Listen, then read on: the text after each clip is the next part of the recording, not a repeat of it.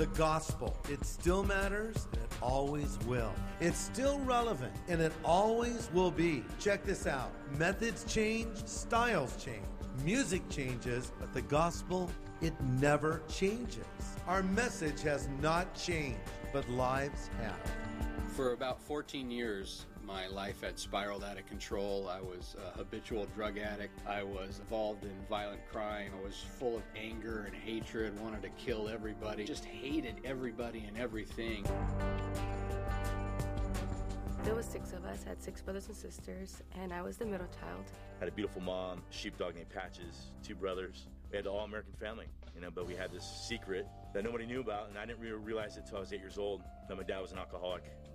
My father was really abusive to all of us. Alcohol just progressed into other things for my dad. Alcohol turned to marijuana. I committed some very violent crimes, one of them being against my 5-year-old son, who was just a innocent bystander. My dad got put in jail for 6 years for his 7 accounts of drunk driving. I caught up with him. My mom told me, if I can get rid of one of my kids, I would get rid of you.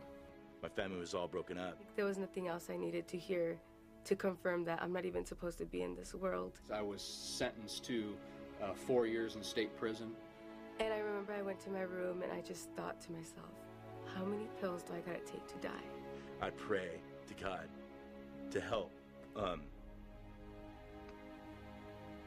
just to help me get out of this situation and help my family, just have something change. It was scary because I kept thinking, if I take so many pills and if I survive, I'm just gonna survive to another beating.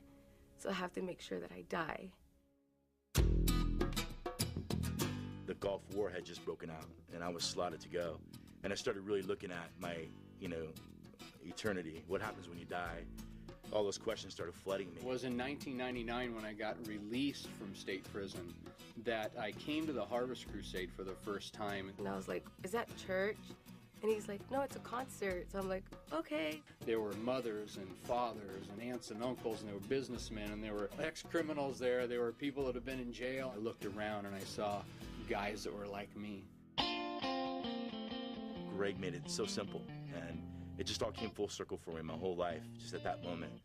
He just said, he loves you. Come to him today. And when he said that, I was like, wait, who loves me? But he said, hey, it's not about religion, it's about a relationship. It's not about denominations, it's about Jesus. And if you believe in Jesus, you believe in Jesus in the Bible, he wants to have a relationship with you. I didn't grow up hearing I love you very often, so when he said that somebody loved me, I definitely want to know who it was. He gave the altar call, and it was like halfway through the altar call, everything came full circle for me. My family, my past, I realized I got to stop living for myself and start living for God. Pastor Lori was saying, hey, if you want the Lord in your life, come on down, we'll wait for you. And I looked at my friend who I came with, and she's like, let's roll. And we just went down. Some people were even running down the field, and I'm just like, well, I'm going too. I was on air, it wasn't real, and it was like, I was crying, and my mascara was probably rolling down my face, and it didn't even matter anymore. I just wept before the Lord and just asked him to help me stop doing the things, I knew were wrong. I was just seriously surrendering it to the Lord, everything that I've been through, my family, my friends, my mom, my dad, everything. I felt like I really gave it to him.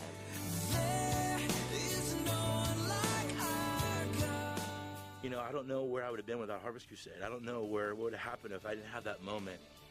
I've never felt so loved in my life. Now it's been 20 years. 20 years since I've given my life to Christ. Little did I know that 8 years prior, when I walked down on the field, that in 2007, God was preparing me to walk down on the field with my son, who I hadn't seen in 10 years.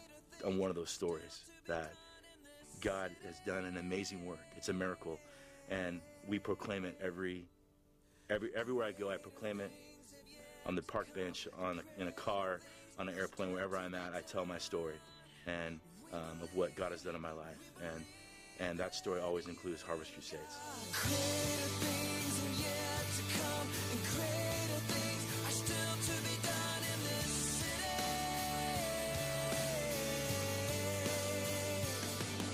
For greater things have yet to come, and greater things are still to be done here. So here's 3 things to consider as you get involved in our Harvest Crusade. Number 1, you need to pray. When I say pray, I don't mean just pray generically, Lord, save the world. I'm talking about specific prayer. Prayer for the person that you're going to bring. Prayer for that person by name. Pray that that person would come under the conviction of the Holy Spirit and see their need for Jesus Christ. And pray that they will respond when the invitation to receive Christ is given.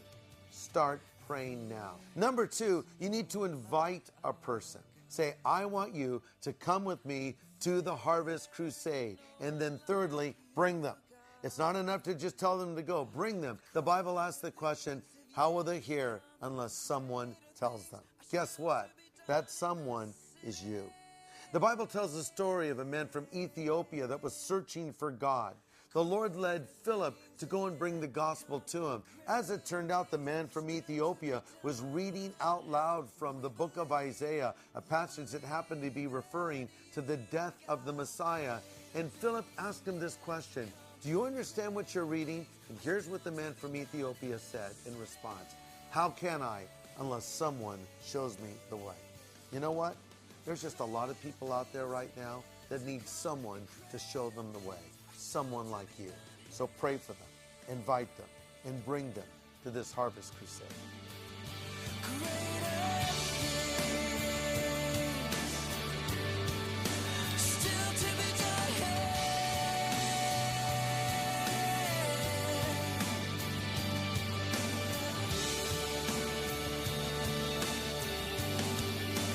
And that's what we are all about. That's our story.